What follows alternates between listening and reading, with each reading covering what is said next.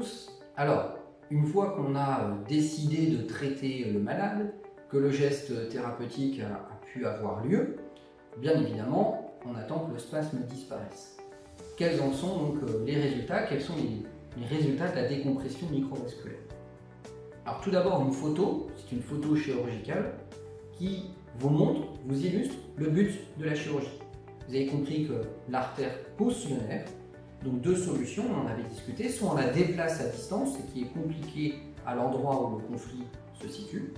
L'autre solution, c'est d'isoler l'artère du nerf, d'où le petit coussin blanc, le téflon isolant que vous avez sur la photo qui vous montre l'endroit où le conflit avait lieu et l'endroit où le conflit n'a plus lieu, puisque justement le téflon va absorber la compression.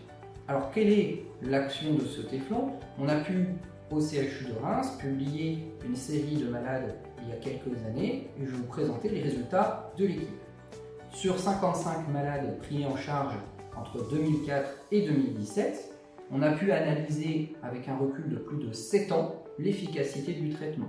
C'est-à-dire qu'on est très à distance de la chirurgie et les résultats sont au final ceux définitifs. Qu'est-ce qu'on peut voir? On voit dans un premier temps que le taux de guérison il est extrêmement important. À 7 ans, plus de 90% des malades n'ont plus de spasme. Ce qui montre que c'est vraiment mécanique. Il y a une compression, il n'y a plus de compression. S'il n'y a plus de compression, il n'y a plus de spasme.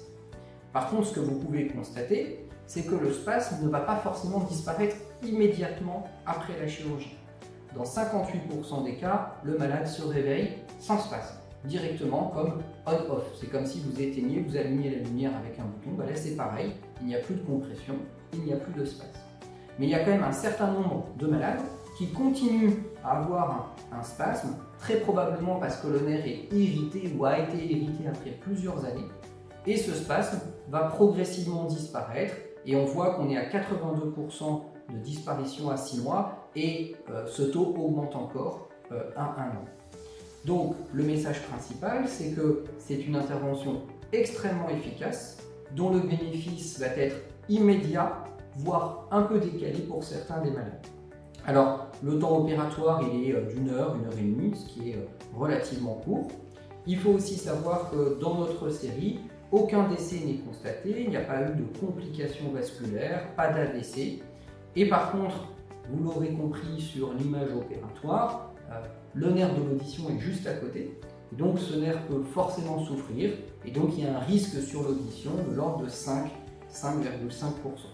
Donc c'est ce risque qu'il faut savoir prendre pour être libéré de façon définitive et dans plus de 90% des cas du spasme hémifacial.